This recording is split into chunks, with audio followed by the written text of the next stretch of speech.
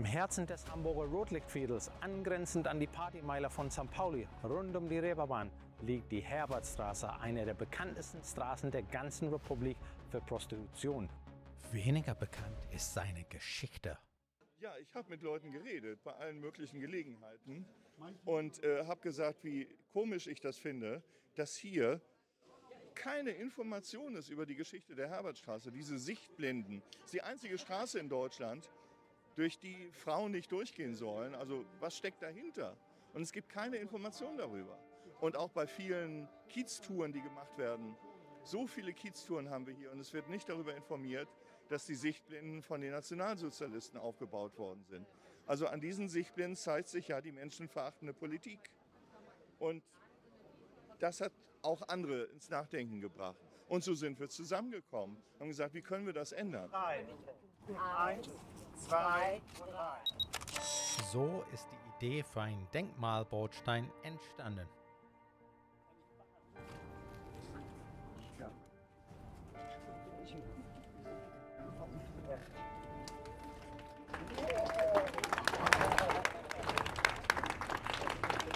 Und wir brauchen einen Stein, wir brauchen einen Ort, an dem Information abgerufen wird. Das ist der moderne Weg. Ja, also früher hat man lange Schriften gemacht auf Tafeln, heute einen kurzen Hinweis und dann steht da drauf ein QR-Code und der wird abgerufen. Der Bezirk Hamburg-Mitte hat das Projekt mit den nötigen 5.000 € unterstützt. Das Bezirksamt hat diese Gedenkinitiative umgesetzt. Das heißt, das ist ja ein öffentlicher Straßenraum und unser Fachamt hat diese Maßnahme bei einem Steinmetz beauftragt und heute Morgen um 9 Uhr tatsächlich hier auch nochmal eingelassen. Wie sieht das Bezirksamt die Zukunft der Herbertstraße? Kommen die Sichtblenden irgendwann mal weg?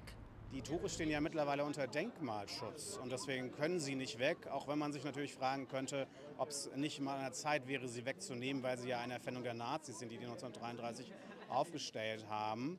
Umso wichtiger ist, dass dieser Gedenkstein künftig Kontext gibt, Informationen gibt über diese Tore, über das, was dahinter passierte, über das, was den Frauen aus der Herbertstraße zur NS-Zeit passiert ist.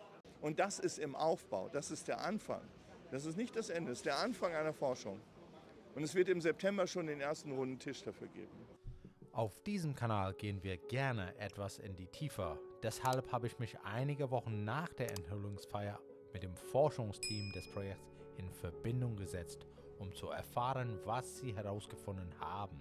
Ja, wir befinden uns ja hier vor dem Staatsarchiv. Heute ist der zweite Tag, an dem unsere Recherchegruppe aus der Gruppe, die sich um die Erforschung der Herbertstraße kümmert, weiter recherchiert und tief in die Akten hineingräbt.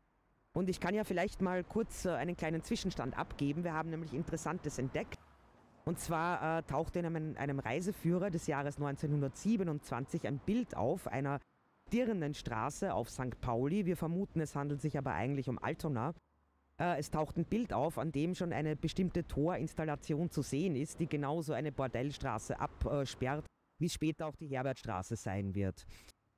Dieses Bild belegt übrigens auch, dass ja nicht die Herbertstraße die einzige Bordellstraße in Hamburg war, sondern es gab mehrere Bordellstraßen. Also ich habe im Hinterkopf eine Zahl von 8, die sich dann aber stückweit reduziert und unter den Nazis werden es am Schluss nur noch 5, meine ich, oder 3 sein, die dann letztlich übrig bleiben. Die kleine Marienstraße mit besagter Torkonstruktion aus den 20er Jahren, die existiert in der Form, wie wir sie auf dem Foto sehen, nicht mehr. Denn das ist eine Gegend, die sehr, sehr schwer bombenbeschädigt war, sodass nach Kriegsende tatsächlich so gut wie gar nichts mehr übrig geblieben ist. Wir sind unter anderem deswegen darüber gestolpert, weil man in Zeitungen aus dem Jahr 1933 nämlich keine einzige Zeitungsnotiz findet, wo mal dran steht, wann denn die heutigen Sichtblenden, die eben heute noch an der Herbertstraße stehen, wann die denn da genau errichtet wurden. Wir haben halt damit gerechnet, dass sich so etwas zum Beispiel in der Tagespresse niederschlägt, aber wir mussten beobachten, dass dies nicht der Fall ist. Und jetzt steht die These im Raum, dass möglicherweise eine ehemaligst schon vorhandene Torinstallation, eben diese, die wir auf dem Bild sehen können, einfach nur ersetzt wurde durch eine metallene Torinstallation. Das würde dann auch erklären, warum zum Beispiel eine Tageszeitung diesem Ereignis keine Aufmerksamkeit geschenkt hat. Dieses Bild ist auch deswegen spannend, weil wir uns ja auch selbst gefragt haben, können wir dann sagen, die Nazis haben diese Sichtblenden hier hingestellt? Also so wie sie heute stehen, in der heutigen Form, stimmt das. Man kann aber daraus wunderbar ablesen, dass es da eben Kontinuitäten gab und dass dieser Umgang mit Prostitution nichts ist, was die Nazis erst erfinden und was dann nach Ende der Nazizeit wieder aufhört, sondern im Grunde hat man eben mit dieser Sichtblendeninstallation, wie wir sie heute kennen, bezogen auf das Bild aus den 20er Jahren, dann so etwas wie eine bauliche Kontinuität im öffentlichen Raum. Und das ist ja auch eine der wichtigsten Sachen, die wir darlegen möchten.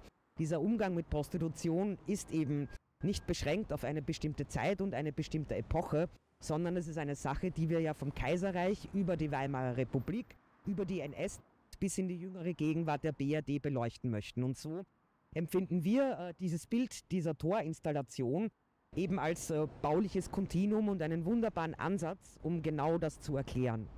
Wenn das Team seine Nachforschungen fortsetzt, hoffe ich, euch weitere Informationen zukommen zu lassen. Vielleicht sogar eine Biografie über eine oder zwei der Frauen, die während der NS-Zeit in der Herbertstraße gearbeitet haben. Aber das steht noch in den Sternen. Auf jeden Fall bleibt es spannend. Wie ihr euch vorstellen könnt, ist es nicht nur zeitaufwendig, solche Videos über den Kiez zu drehen, sondern auch schwierig, insbesondere angesichts der Konkurrenz durch die Mainstream-Medien.